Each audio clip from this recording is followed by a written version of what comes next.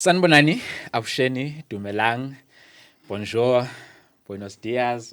I'm running out of languages these days, but I'm trying to learn as much as I can. And welcome to First 11 Sports. Now, I owe you guys an apology because we haven't shot in a while. I think it was almost a year. I was hoping you wouldn't. Just a couple of months. You see, when you say a couple of months, it's okay. But okay, almost a year. I'm sorry about that, but we're back. We're better, of course, and we're more knowledgeable now. As we go. I mean, we're already the most knowledgeable out there, but that's a story for another day. But welcome to First 11 Sports. Like I said, this is your one-stop show for everything sport.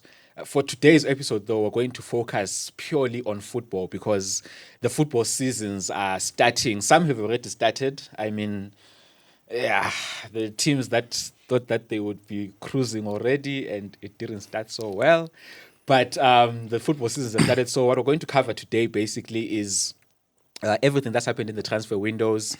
We've seen a lot of football also in the preseason with women's tournaments, continental tournaments, and also the Club World Cup. We're going to touch on the transfer window itself, what teams have done, what we can expect as the season goes by.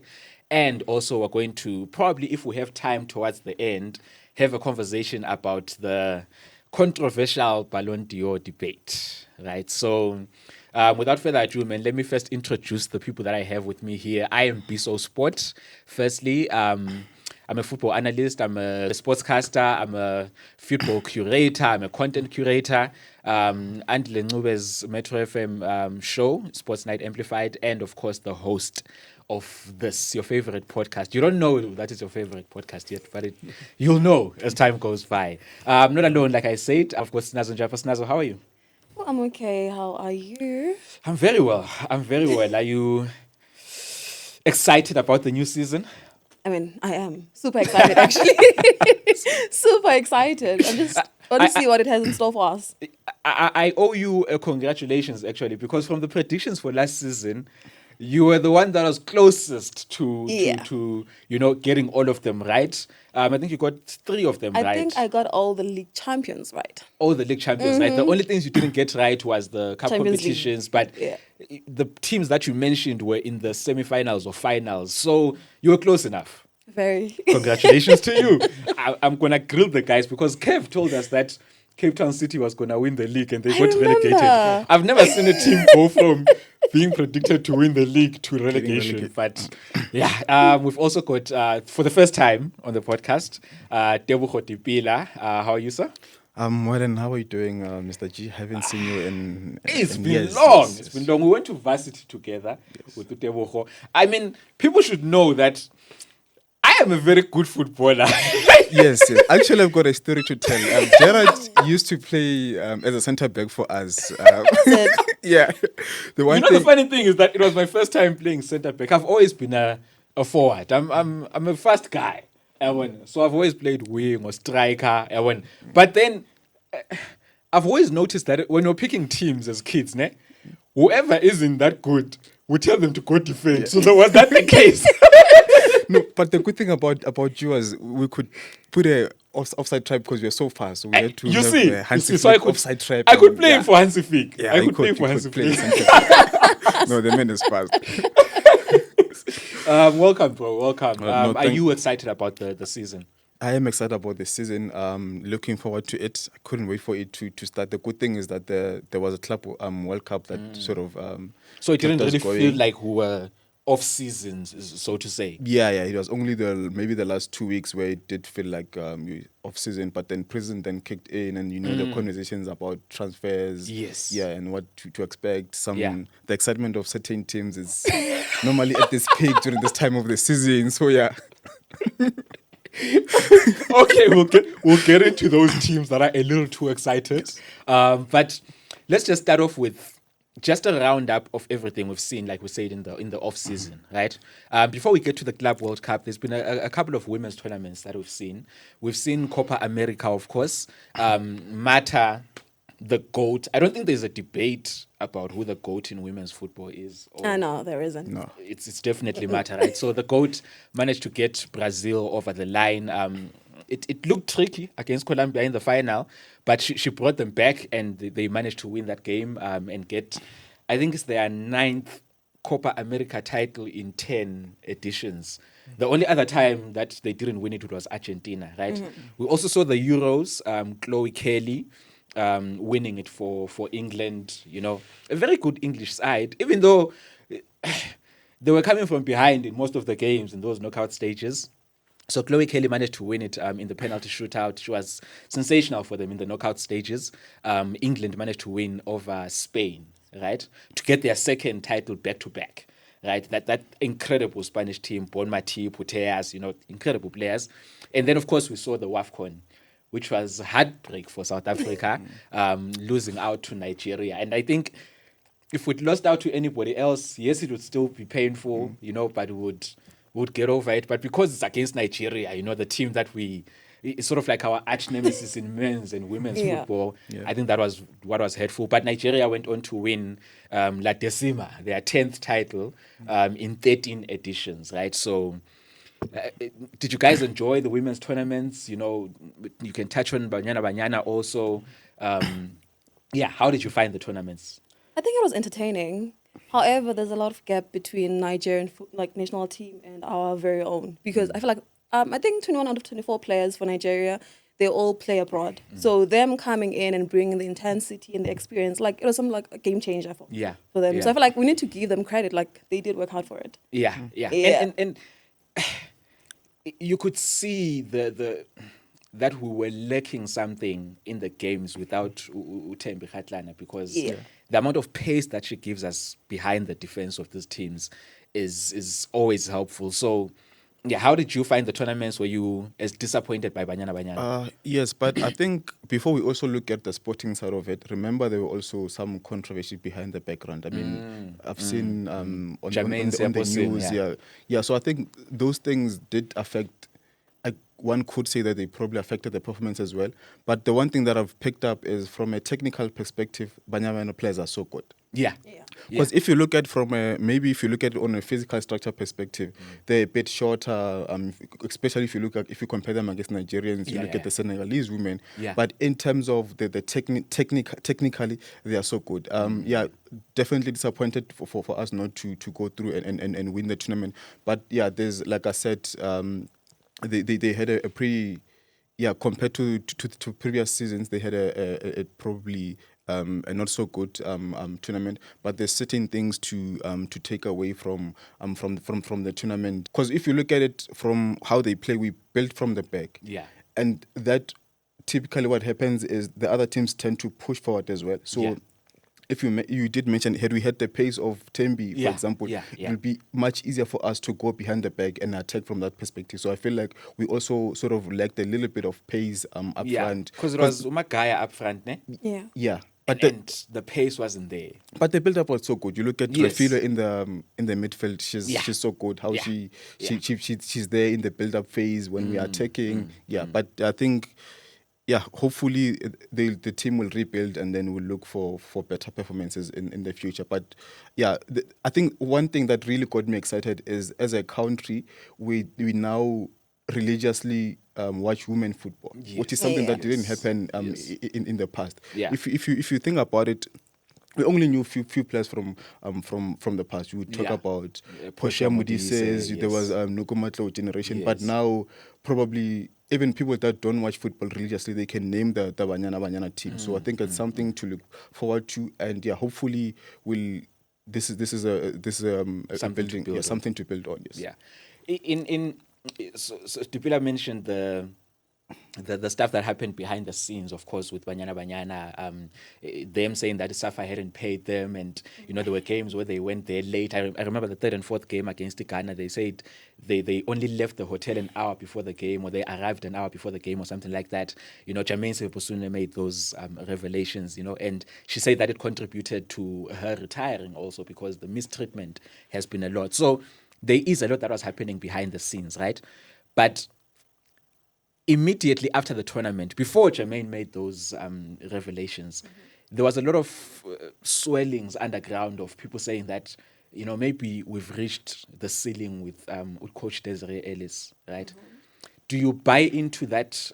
Do you think that there is any blame that should be laid on the coach for the performance that we saw at the tournament? Do you buy into the thing of that she should be replaced, so to say, especially if you look at the success that she's had? I mean, she qualified us for the World Cup, the last 2 World Cups. She won the AFCON. So do you think there is any merit to that statement?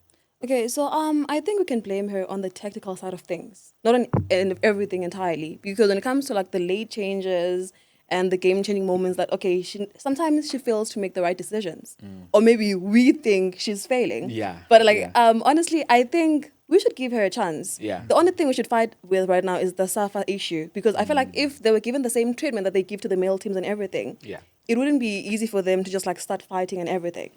But right now, I think SAFA needs to take accountability and start treating women's football as something like more of a top priority. Because season in, season out, they keep giving us like their top performances. They take us into the world. They're one of the best teams in the world. Yes. Okay, maybe I'm stretching it, but yeah, they are. No, we believe. They are. I feel like if they were treated right, given the same treatment, like given everything, like every resource like available, they could be. Maybe they can even go and win the World Cup one day. But right now, I feel like we need to give SAFA a chance to fix their mistakes, and that way we can actually give Desire Ellis a chance to, prove yourself again. Yeah. And if she fails again, then that's when we can say, okay, she was given a fair chance. But right now, she's also coming from behind because she's also affected by this whole situation that affects the players as well. Yes. So she's not... we can't say she's not affected because she is. She's part of the team. Yes. And it's right to say that they're one of the best in the world because they went as far as the round of 16 at the last World Cup, lost out to a Netherlands team in that tournament. So it's valid to say that. Do you feel like there should be any blame? Because I'll tell you personally, I wasn't... okay, let's start with the goalkeeping situation. The whole thing of Andle Dlamini not always being selected as the starting goalkeeper is an issue for me, right? I'll even go to tournament strategy. I think these short format tournaments like the World Cup or the AFCON and stuff like that, a lot of them are won on strategy, right? So, for instance, we played the first game with our best team, and then in the second game against Tanzania, she put the main players on the bench, started off with the second team, and the game got away from us. Then you bring on the best players to try and save the game. We managed to draw the game. Then in the third game now, we need a result, right? So we're going into that game with a little bit of pressure now, and we peak in that game. Then from that point onwards, it was downhill from there, right? I've always found that a better strategy would probably be the first 2 games, start your best team. Get the results in those games. Then the third game, you can try out your fringe players because you've got a little more leeway now. And then going into the knockout stages, you can peak properly now, having seen what the best players are, right? So from those type of strategies to go into a tournament, do you believe that there is any blame to be put on her besides the SAFA issue? Because SAFA definitely has to account, SAFA definitely has to do better. But from a coaching standpoint and from a strategy standpoint, is there something to be said there? I think probably the first point, the goalkeeping, yes, I think she probably... Andile should have started. I think she's a better goalkeeper.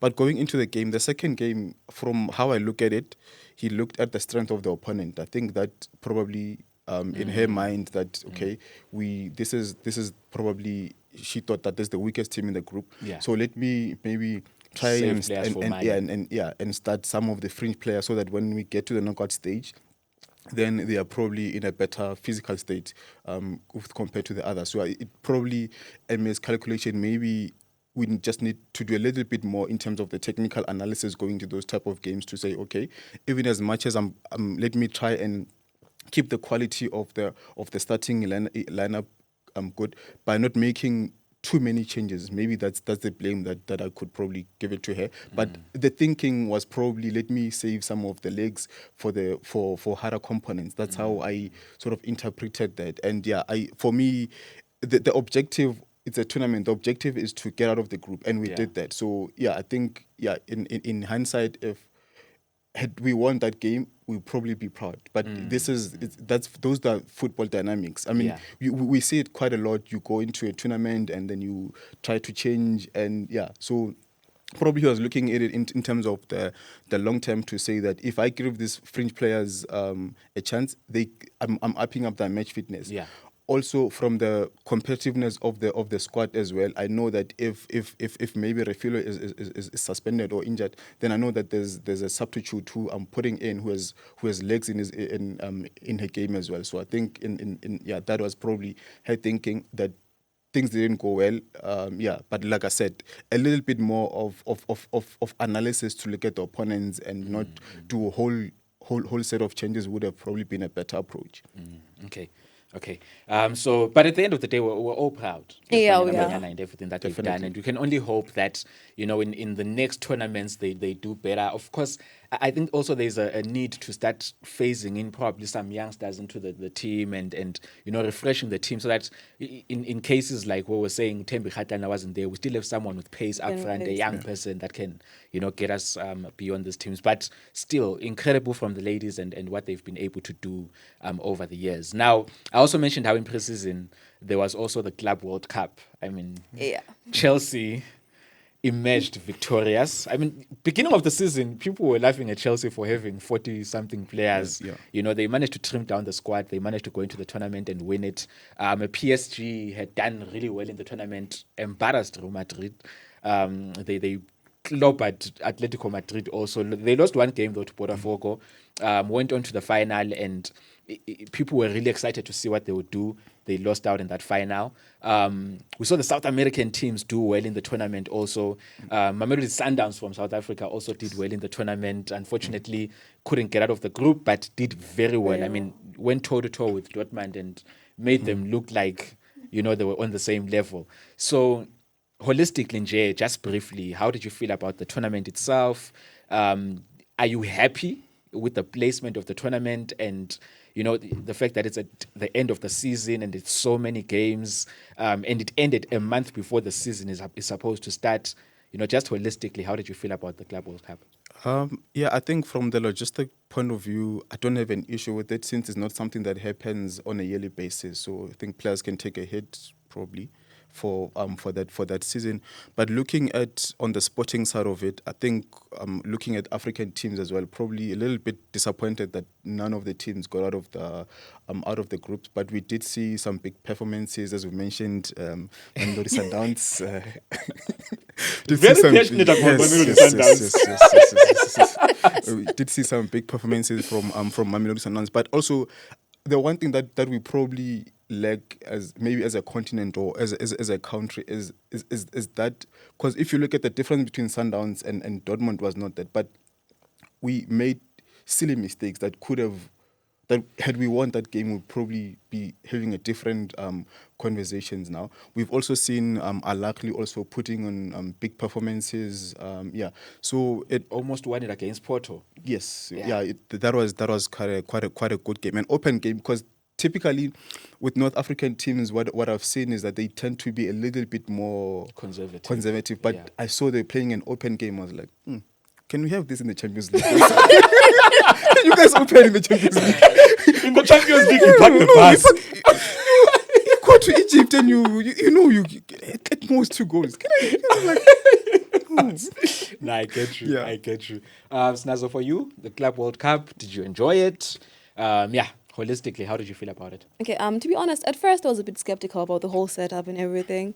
But then as soon as it started, I realized it's good exposure for a lot of teams, especially African teams. Like, we always play against each other, right? Yeah. But now we get to play with the likes of Dortmund, for example, Real Madrid, Man City. So you get to, players get to learn a lot from those players as well.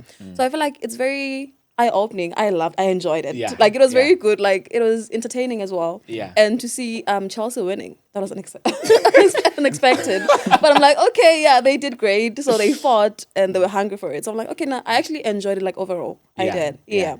I feel like it's gonna get better in time. I didn't like the setting though, where it was. And America was not a good place for it. It's a worry because the World Cup next year is in America. I mean, the one thing that I was happy about is that we got to see what the times are going to look like, because there was that worry of what if the games are in the AMs for next year's World Cup. But we got to see that they can, according to our times, there's a 6 p.m. game, there's a 9 p.m. game. Of course, there's the 3 a.m. game also. But we got to see a bit of the times. Also, what you're saying about the exposure players get and the level of competition you face. Thembinkosi Lodge spoke about that you played Man City and he's like, I saw that the level is very high. And he was exceptional. And he was he played really well. He was their best player for Iwidad. You see, so it was a good tournament in that sense.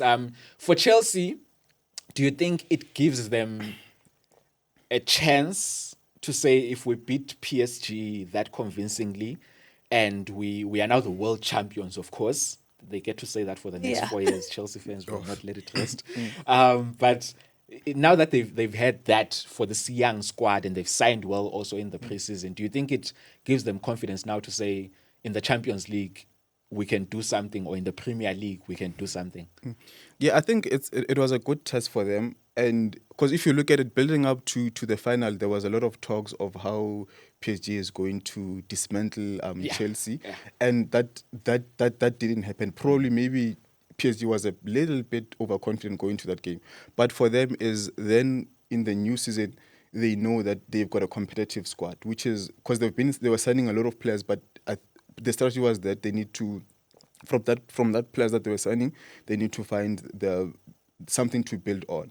Yeah, so I think that gives them a good of confidence and belief going into the next season, saying that we've beat PSG, who are the Champions League champions.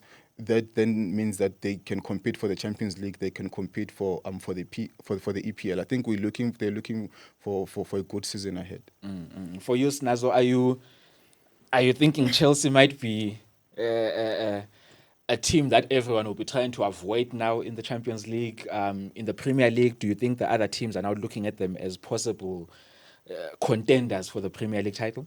Yeah, I think so. After all, they did defeat the odds by winning the World Cup trophy after they were not even the European champions. Favorites. Because in the past, the winners of the World Cup were usually okay, European champions, you're Real Madrid, yes.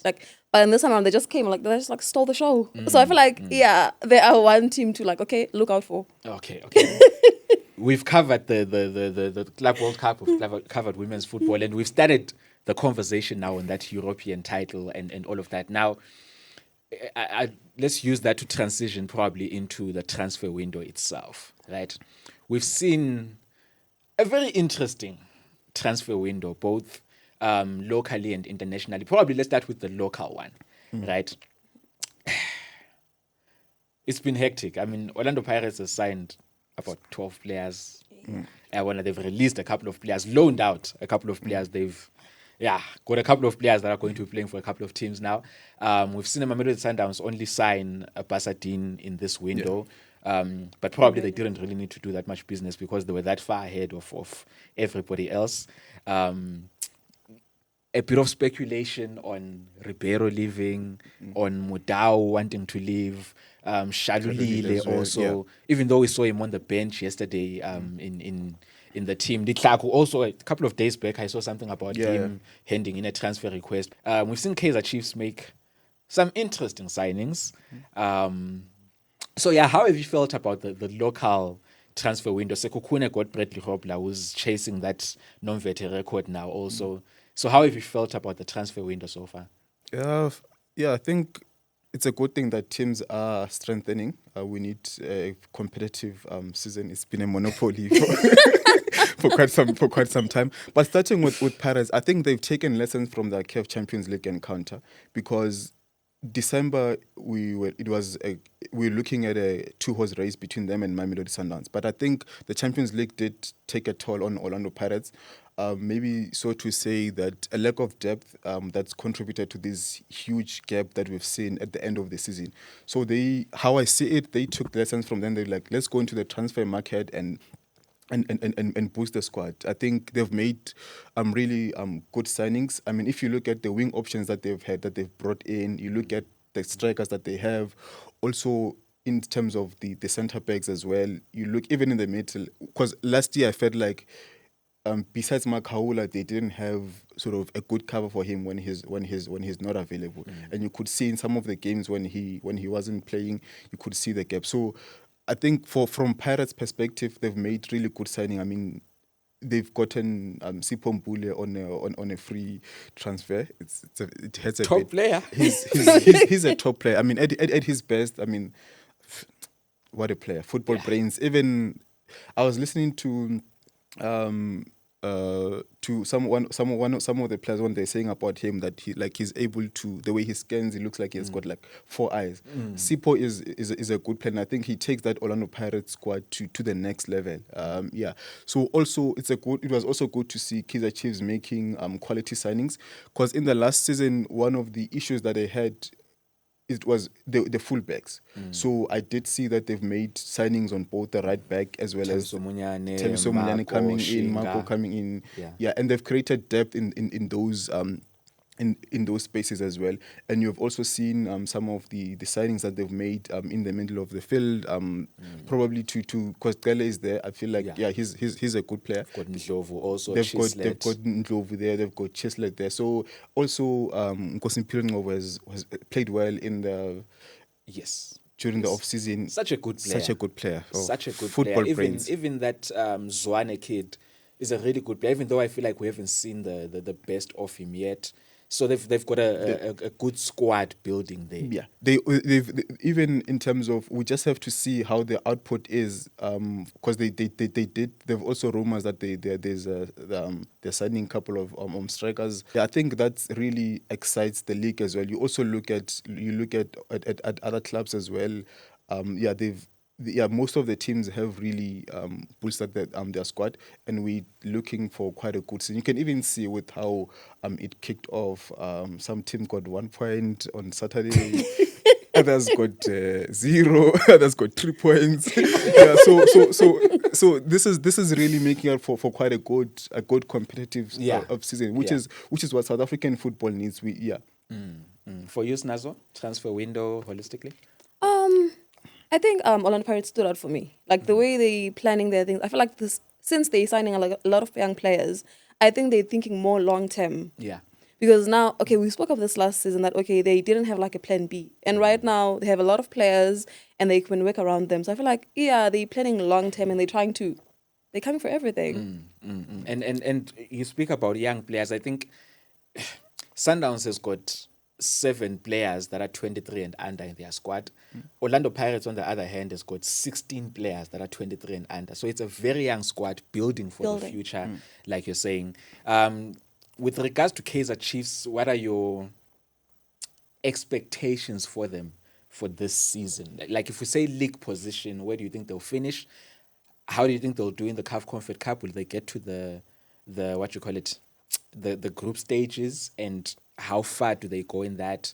And just something interesting to note: the team that they are playing in the preliminary rounds for the Confed Cup is called Kapusco Palanca. It's from Angola, and they've got the very distinct advantage of, in their history books, having a Ballon d'Or winner. Like, I don't think there's a lot of teams in Africa that can say they had a Ballon d'Or winner. There's only one African man who won a Ballon d'Or.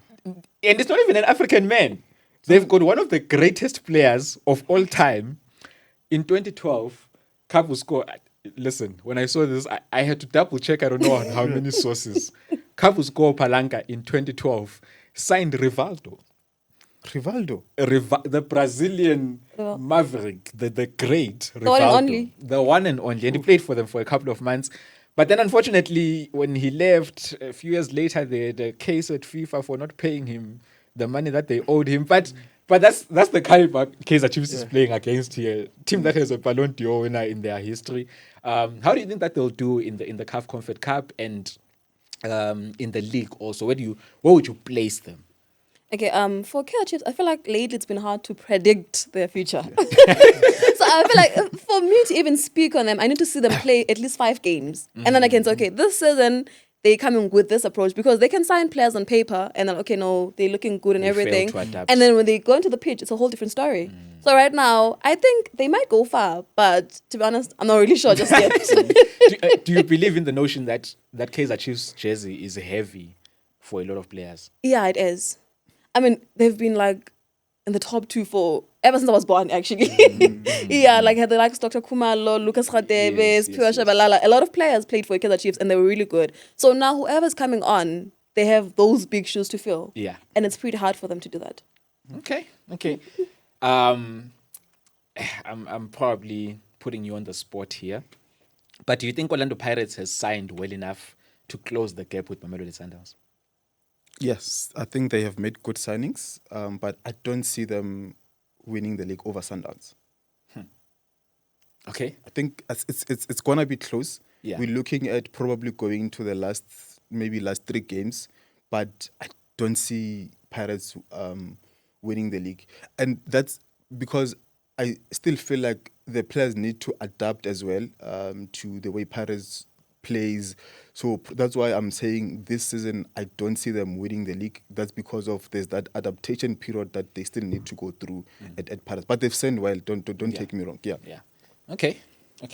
Let's move on also now to the European transfer window. I mean, there's no excuses this season, actually. The same way that Orlando Pirates have no excuses because of the signings that they made this season, there's no excuses for European teams because I feel like this is one window where we've seen fantasy signings go through. I mean, Arsenal got Gyökeres, who was the top goal scorer last season in Europe. Of course, people say the Portuguese league is not that highly ranked, but he scored, I think it was 50-something goals, 51, 52 goals last season. You're looking at a Liverpool that signed Florian Wirtz. They're still trying to sign Isak, even though it doesn't look like Newcastle are too keen on letting that happen. We've seen a Man United go and change their entire forward line. I mean, the Man United forwards last season combined scored 48 goals. That's all of them. All their forwards combined. We're not counting Bruno Fernandes because he's a midfielder. Right? They scored 48 goals. The 3 players that they've signed for their forward line, Belmo, Cunha, and Sesko from Leipzig, combined scored 58 goals. So they've signed players that will probably improve their forward line. You're seeing a Man City that has went and got Reinders, that has gone and gotten a Sheki, who I believe is an excellent player. They've gone and signed an Ait Nori for that left back position also. Rodri might be suffering another recurrence of an injury, so that midfield is going to need the Abo Reinders to really step in and do well for the team. You can also look at other European countries also. You're looking at Barcelona that has gone and gotten a Marcus Rashford, which will probably help now that Lewandowski also looks like he's gotten a bit of an injury for the first few games. Real Madrid has gotten a Trent Alexander-Arnold. They've gotten a Dean Heisen. So they've signed mostly defensive players to sort of like shore up that defense because it was a problem last season. Napoli has gone and gotten a De Bruyne. AC Milan has gone and gotten a Modric. So how do you feel about the European transfer window? Who do you think has had the best window for you? Yeah, I think when I look at the EPL, Arsenal has probably sort of sorted their biggest problem. For me, when they came close with Man City, they needed a goal scorer. So now they have addressed that issue. They need a number 9 who can give you that odd goal to win, that important 1-0 and get you closer to the title. So yeah, EPL, Arsenal has really, I think the players that they have signed, Zubamendi in the midfield, oh my God. Oh, what a player. What a player. Technically, he's good. If you don't have Rodri, have Zubimendi. Have Zubimendi, yes. Yes. I actually thought that Real Madrid were going to sign him. I was happy when he didn't go to Madrid for obvious reasons.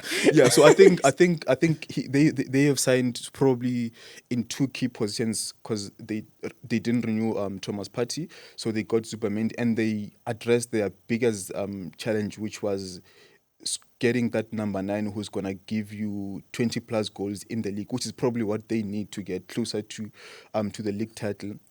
You also look at United again. You did bring the numbers. I think from the squad that they had, looking at the forwards, they have upgraded that squad. So you look at Benjamin Sesko. He's a goal scorer. Yeah. So they got that. So yeah, I think probably that the signings that Man U has made, they improve the squad, which is which is what you need to do in the transfer window. You need to sign players that make your squad better. You also look at the Liverpool. They have tried doing things differently. We don't know Liverpool to be big spenders, but they have done that. So they have addressed their issues. But my only concern with Liverpool is I'm concerned with their centre backs because they haven't signed anyone the centre back. You still have Van Dijk and you've got Ganoto, who were the two pairing centre backs. Konate has mistakes in him also. Yes. So I also thought that they were gonna maybe get a centre back, but they decided to get more forward players. Also, you look at Man City as well, which is the other thing about Man City is, if you look at Pep's tenure, they had a good planning. So they did not have a transition season where we are saying this season we are rebuilding. And because they did that rebuilding ongoing, they were improving the squad, which is something they didn't do last season. Which is why they had quite a lot of injuries at the back with their centre backs, because the guys have been playing for a lot of games. So which is something that they started doing in the January transfer window. I also look at that Man City team and say this team will be competing for the title. So we're looking for quite a good season in the EPL. I think those teams, they have strengthened. You also look at your Tottenham as well. They've also made quite decent. Mohamed Kudus, they've made quite decent signing. And going into La Liga as well. I think for me, I look at Real Madrid and they did address their right back issue. But for me, the biggest position that they needed to buy a player was the pivot, the CDM. For me, if you look at our games, we beat them 4 times last season. I need to put it out there. But if you look at the difference, I mean, I'm gonna take you back to the Xavi, Iniesta, Cruz generation, right? If you look at the time where we had Xavi, Iniesta, Sergio Busquets in midfield, we dominated El Clasico, right? And there was a transition period where we moved away from that golden generation of specifically talking about the midfield, and then we moved to where we're playing Rakitic and other players. Real Madrid dominated El Clasicos at that time. They won a few more Clasicos at that time. And you come now into this generation, you have got the Barcelona midfield that had the likes of Frenkie de Jong, Pedri, and you take away the forwards, right? So for me, Real Madrid's biggest struggles are not necessarily the forwards, it's the midfield. Barcelona, when we play against them, we dominate the midfield. When they had Cruz, when they had Modric, they dominated as in midfield. See, so for me, that big concern of a CDM, someone who can control the tempo at Madrid, they didn't address that position, which I'm not scared of them now going to this. So you don't feel like, because the other thing is with that midfield is Jude Bellingham is there. He plays. I honestly don't know what position Real Madrid played Jude Bellingham in, because it's like he's part of the forward line, but he's a midfielder, so he's not always there in midfield to help out in that midfield. He does a lot of running, but it doesn't really, seem effective against Barcelona. You've got a Valverde, who I believe is their best midfielder in terms of having legs in that midfield. But last season, like you said, we saw him play out at right back a lot of times. You've got a Chouameni in there who sometimes plays centre back and sometimes plays midfield, which I think personally really it stalls a player's progress to be changing positions that much, because at some point you end up forgetting how to be a good midfielder. And we've seen that with him, where he goes into midfield and you don't really see the Chouameni we saw when he first arrived at Real Madrid. So those midfielders that they have at the moment, you're seeing an Adakule now coming in as a number 10, probably, or number 8. You see, so you don't feel like they have a midfielder in there that's good enough to stabilize the midfield and allow the others to show their best qualities. No, I think Chouameni is a bit more defensive in my opinion. And if you also look at the game against PSG during the Club World Cup, hammered. But the issue was that Real Madrid couldn't build up and get out of their first defensive line, and that's because they don't have a 6 that's technically good to allow them to build up. Because if you look at, for example, Barcelona, for example, you have Frenkie de Jong. You have to have someone who's pressure resistant. They pass him the ball even when he's marked, so he's able to turn and get that numerical superiority and progress the team, which that's something that Real Madrid didn't do. I was watching the game, I was like, they need a 6. Which is why it was it was easier for PSG to press them and press them in their half. And then what they did is they play long balls and then they just retrieve the ball and then they come. So that's for me the position that Real Madrid were supposed to get to address, and they didn't. Of course, they have because I like Ada. He's good. Technically, he's good, top but player. you need someone close to him that that is technical, that will give him the freedom to go and progress the ball. Yes.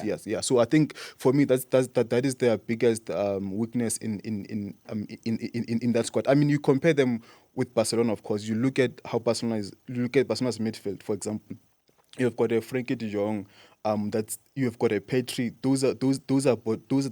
Which is why I'm saying that you go look at the stage, you go look at the ball position, go look at the average ball position during the era of Toni Kroos and Luka Modric. They dominated us in some games. You look at now, when we play Madrid, we dominate the ball because we have got those ball players that they don't have. Yeah, but an interesting transfer window as well. Maybe to touch on Barcelona as well. I think I'm really excited about having Marcus Rashford at the new camp. I think he's a signing that we need. Looking at the fact that Lewandowski is at the twilight of his career, so most probably he's not gonna be giving us, as much as he did. He can give us the numbers, but the goals, assists. But if you look at in terms of the overall, those pressing, the kilometers, Lewandowski will not give us that. So, because the good thing about Rashford is he can play in any position in the front three. Yeah, We've seen him play on the left. Very versatile. We've seen playing as a 9. We've seen him playing on the right. So so we did sort of get a good signing. And also there's also a couple of players that are coming out of La Masia as well that really got me, Pedro Fernandez. You've got Baji, who is signed, but it looks really good. You've got Joffre Torrens at left back, who's really good also. Fernandez, also the other Fernandez up front, who looks really good. So we've made some good. So we've made some good signing. But the other, maybe I've seen that we did even if you look at the centre backs, I was hoping that maybe we could get a right back. I think one of the profiles that I miss. I don't know if you remember Adriano. Yes. So if we can get that profile, remember he could use both his legs. He can play. He could play right back. He could play left back. I feel like so an ambidextrous fullback. Yeah. Yes, U.S. English. Too much with that one. Okay, Sinazo. The transfer window in Europe, of course, from the EPL, La Liga, Serie A. If you want to touch on that also. How have you felt about the transfer window overall? Okay, you guys have touched on almost everything, but I'm still not happy with Real Madrid. I feel like, okay, as much as they made some good signings, but I feel like they have a much bigger problem. They play more as individuals than a team. So I feel like there's still that Vinny, Jude, and Mbappe situation. Yeah. So I feel like if it's not resolved, no matter who they sign, they still won't make it. Because Rodri is part of the that setup also, and he looks like he's being iced out of the situation. It looks like he might get transferred, but Xavi Alonso is trying to convince him that, no, you're part of my plans, but it didn't really play him at the Club World Cup. So it's tough. Yeah, it's tough for them. I feel like at this rate, I'm still gonna kill them. So you think Barca is still going to dominate? No, I feel like they're more of a team. Like I don't know how to put it, but Barca is more solid. Fine, we lost against Inter Milan in the Champions League, but because of certain mistakes. But otherwise, I feel like if they continue playing the way that they were playing last season and even doing better, they can win everything. And then in the EPL, how do you feel about Man United's signing? Do you think that they've addressed the issues they had last season? Because they finished 15th last season. In the Europa League, they were hoping they would win that to get themselves into the Champions League. It went to Spurs, who finished 17th in the league. So do you think that they've addressed enough? And from the signings that they've made, where would you see them finishing the season? Okay, not just the signings alone. I feel like them not winning Europa League was actually a blessing in disguise. Okay. Because right now they can only focus on the league. Focusing on the league and then other cup competitions, obviously. But like them focusing on the league, okay, it's much. I think they can finish maybe at 6. 6 for Man Yeah. United. Okay. And see, I feel Benjamin like, Sesko is gonna have to score. they have to Trick score. I feel every like we're not scoring last season. Yeah. We're just playing. Yeah. You go there. If you like, you get a draw. Yeah. But mostly, I feel like it defense Yakona was very weak as well because you can always bet on Manchester United concede like even just 2 goals maybe, but they will concede on each and every game. Even if they score first, they will score 3 goals and then concede 3. So I feel like scoring was never really like part of the most issue, but the defense also was very weak. Like you concede every single game. Do you rate Andre Onana as a good goalkeeper? I mean, he's proven that he is a good goalkeeper, but I feel like he's not good for Manchester United. I don't know what's going on there, but like he is a good goalkeeper. Because we saw Inter Milan, he got to the final of the Yeah. Champions League. Even when he was still at Ajax, he was doing well. Do you? I feel like right now he's not. There's something like I don't know what happened to him. I feel like he has the potential to be good, but right now he's not really showing up. Do you think it's an attitude issue? Because we've had the conversations around him. I mean, I remember during the World Cup for Cameroon, where he was fighting with the coach. He wanted to, step out of the box a lot. Then the AFCON that we just saw, he arrived late from Man United, Yeah. a game or 2 into the competition. Is there an attitude thing going on with him? Overconfidence, or does he think he's arrived? I mean, most definitely.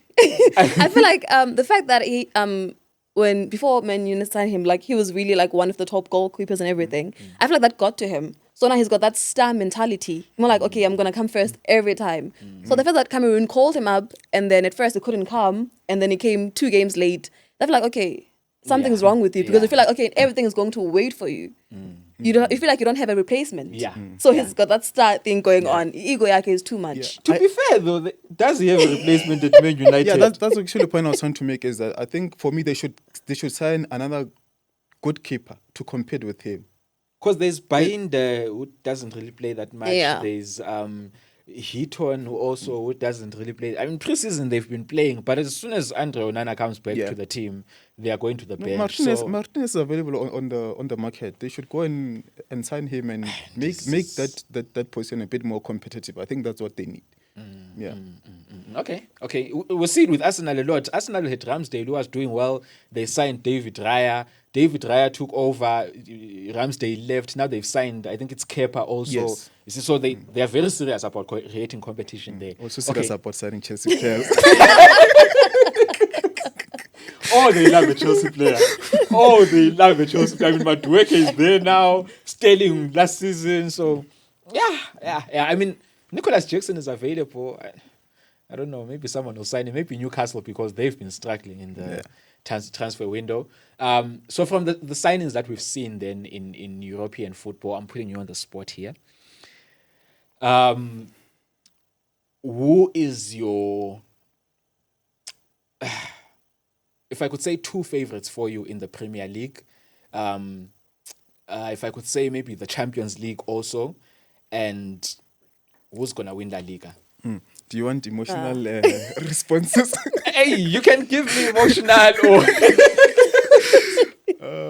I think in the EPL, I think Man City is going to win it. Looking at the signings that they've made, I think they've made good signings. I think the squad is balanced. We have had the issue with Rodri being out injured, and they did sign midfielders because there was a time when he was out, there was no replacement. Like they needed to make some changes, invest some fullbacks to cover that position. So they've, with the depth that they have, in my opinion, the favourites to win the EPL. And the Champions League.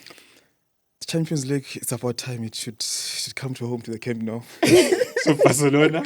Yes. Okay, and I'm guessing the same for La Liga also. Yes, La Liga. Yes. Yeah, I think with Barcelona looking at the squad that they have, definitely I do see us winning the Champions League. I think, but it was disappointing not to win it last season because I felt like we had an easier route to the final. It was quite disappointing. But you also look at the injuries, for example. We don't have depth, so I'm saying Barcelona. I'm putting my my head on the block. But if we do have injuries like we had, because for me the biggest issues were the two fullbacks. We had Gunde out, and injured. Balde We had Balde out. Yeah. So now you also had Lewandowski out, injured as well. He only came on in the second leg of the semi-final. Yeah, towards the end. The end of the final. So yeah, if injuries are good to us, we might. I wish. Yeah. But that high press of that it's gonna give me a heart attack. No, man. It's stressful. No, that thing is stressful. No, that highline, no. For you, Sinazo, EPL, Champions League, La Liga. I know maybe crucified for this, but I think Chelsea will win the EPL. Okay. Chelsea, and then La Liga. I mean, Barcelona is taking it. Champions League. Champions League is gonna be interesting, but if Barcelona can fix their past mistakes, they'll definitely take it. Okay. Funny how we're ruling Real Madrid out of everything. When they've got Xabi Alonso, the man who almost won an invincible treble. So, maybe they might have a chance. Maybe he might just be the difference, hey? Yeah, he will. He's a top coach. He's a top coach. No, he is. He's a top coach. Okay, probably just closer to wrapping up now. A tougher question. Well, probably not tough for you guys. PSL, who's winning it in Champions League in Africa? Oof. Just give me one team each. PSL, Mamelodi Sundowns Football Club. Okay. We are winning it again and again and again and again. CAF Champions League? That's a tough one. I think it with the Ribeiro transfer saga ongoing, I think it depends on how the club sort of handles that. And so I would say Mamelodi Sundowns, but the other team that has also signed quite well, I know they didn't, I think they did lose a game Saturday, if I'm not mistaken. Al Ahly did make some good signings. I think they'll also be coming for that Champions League spot. But if Ribeiro stays, then Sundowns wins it. Sundowns is winning it. Okay, for you, Sinazo? When it comes to the league, I think last season was actually bad for Sundowns. We lost more games than we've lost in the past seasons. Yeah. So if we continue that way, we may not take the league. So you think Pirates might just edge it? No. Why are you pushing it towards Pirates? I'm still going to go with Sundowns. You're protected. I'm still going to go with Sundowns. Yes. I mean, she's wearing black and white. Although I feel like they have a lot to change. Yeah. And then Champions League? Champions League is very... I won't say Sundowns. I don't want to say... Okay.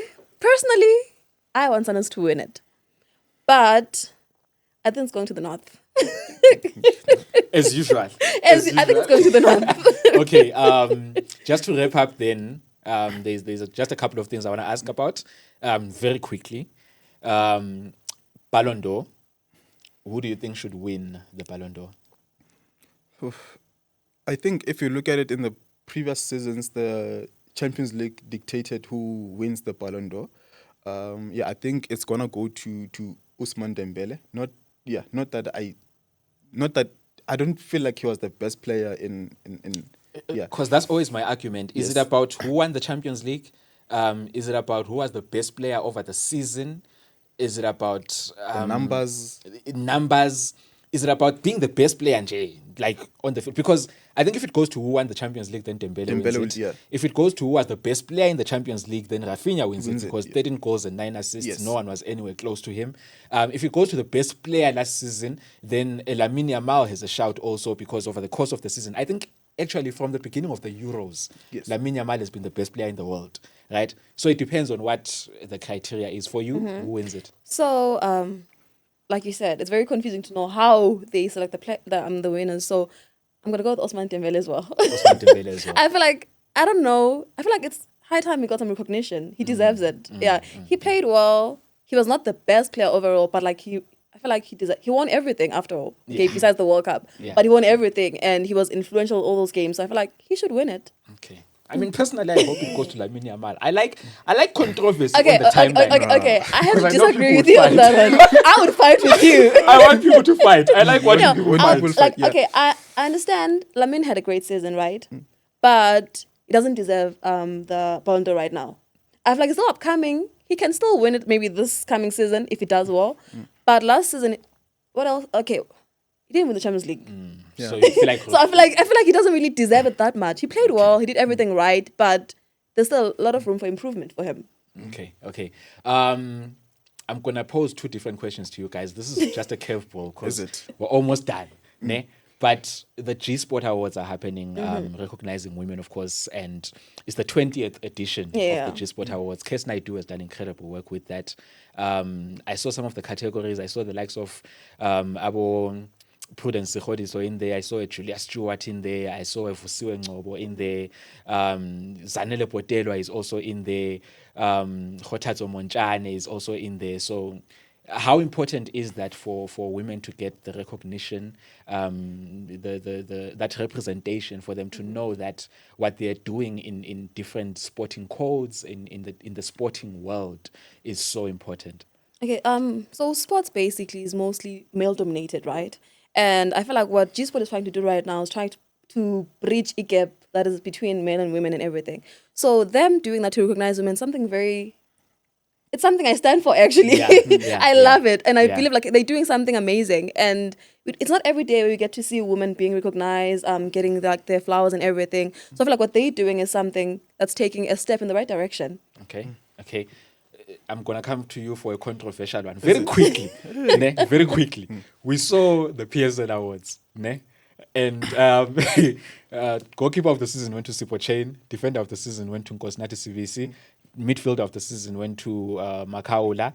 The player of the season was Ribeiro. The players' player of the season was Ribeiro also. Coach of the season was Cardoso. And young player of the season was Rede Mufokeng. Do you feel like all those awards were fair? And if not, which ones should have been different? No, not all awards were fair. Okay. For example, the goalkeeper of the season award. I think for me, you look at, there's two important numbers that you can look at besides the overall performance of a goalkeeper. You look at the goal considered, right? You also look at the clean sheet, and in that way, in my opinion, Ronwen should have won that award based on those numbers. Considered less numbers, got more clean sheets. Yes, got more clean sheets. You also look at the midfielder of the season. I mean, no. I mean, Makaula was incredible. But he was up against the Tebogo Mokoena and Alende. And Alende, yes. In that, yes. For me, Tebogo and Alende had a better season compared to Makaula. Makaula was good. Don't take that away from me. But I watched Mamelodi Sundowns and I watched Orlando Pirates, and based on the performances, you can also use other metrics as well. You can use the numbers. For me, Alende and Mokoena, one of them deserved to win that award, and not a Makaula. Yeah, I think those are the awards that I felt like they might have gotten wrong. Yes, they might have gotten wrong. Yes. Okay. Do you want to add anything? Okay, no, I need to ask something. So, what is the criteria for coach of the season? Coach of the season is always a tough one because basically it's the PSL, right? So, what happened in the PSL only, right? So, the who won the PSL, of course, title, the number of games that were won. Another contributing factor is probably the number of Coach of the Month awards that you got. So Cardoso got 3 of them, I think. So I think that was the influence for that decision. Okay, so basically they don't count AMA Cup competitions whatsoever. From what I understand, they don't. It's only the PSL. Which doesn't make sense, because why are they excluding all the other cup competitions? But the PSL is the bread and butter. I mean, I think for me, that's probably the most difficult trophy to win on the table. Okay, besides, No, you have 30 chances to win it. 29, actually, because you play 29 games, right? You play 30 games, so you have chances to win it. In other cups, you have got 8 games to win the title. 8 games. Okay, but think about it, ne? When it comes to the past 2 seasons, let's say for example, Pirates won the Nedbank Cup and the MTN 8, and they came second in the league. Okay, cool. So basically, that coach won 2 trophies out of 3, and then you come and you win the league only. So what makes you better than the one who won 2 trophies? It's consistency. You can win those 2 trophies without facing other teams. You can win the Nedbank without playing Pirates or playing Chiefs. with the league, it's 30 games, so you have to play each and every team twice, and for you to get those number of points, so it's a broader test. It's a broader, and consistency. But I hear as well. the point there. I hear. But also, okay, wait. Let me just ask something before we close off quickly. Ne?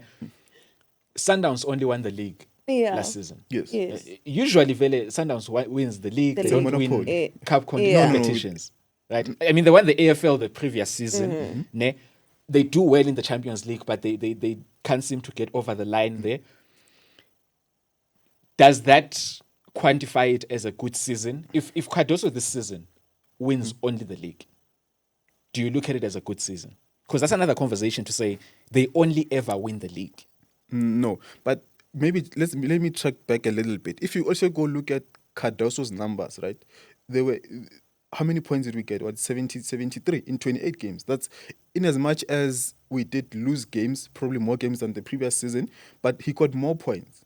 Had we played 30 games, it would have been to closer another record breaking season. So that's important for me. So I think for me, like I said, the league is the one that did, because everything else is because of the league. You play the Nedbank. For me, the most important thing is the league, which is, I mean, would you consider Kaizer Chiefs season to be successful with them winning the Nedbank and finishing out of the top 8? Is it a successful season?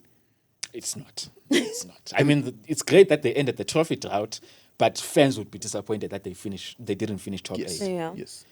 If he wins all the other competitions and only loses the league, does that include the CAF Champions League?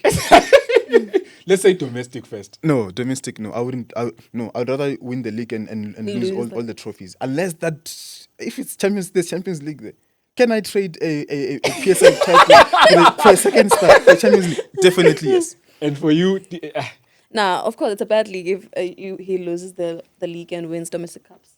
It's a loss. Okay. But of course, like he said, if he wins the Champions League, everything else is erased. Yes. I mean, look at Chelsea; they won the World Cup. Now everything else is like now they're off clean. And people are even talking about Cole Palmer as possible Ballon d'Or because they won the Club World Cup. So okay. That's an interesting one. But yeah, I think we'll close it on that note for this episode. Thank you so much to you guys for watching us. Thank you for joining us, Mr. Dipela. Did you enjoy it at least? I did enjoy it. It's a good conversation. There's still some lessons that I need to take, but yeah, I'm trust me, you happy to did be here. Incredibly well. Sinazo, thank you so much for joining us again. What are you looking forward to the most this season? Endless wins.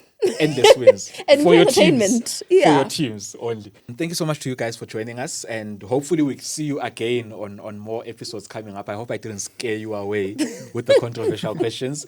But thank you so much to you guys also for watching us at First 11 Sports on all platforms. I'll make sure that we have more episodes coming up within the next few weeks. And yeah, man, let's start the season. Let's enjoy the season. I mean, we're all fans of this beautiful game, so there is a lot to look forward to. So we'll catch you guys next time, and don't forget to subscribe, like, comment, do everything, share, fight with us in the comment section, and yeah, man, enjoy the season as it begins in all the different competitions. So ciao, and we'll see you next time.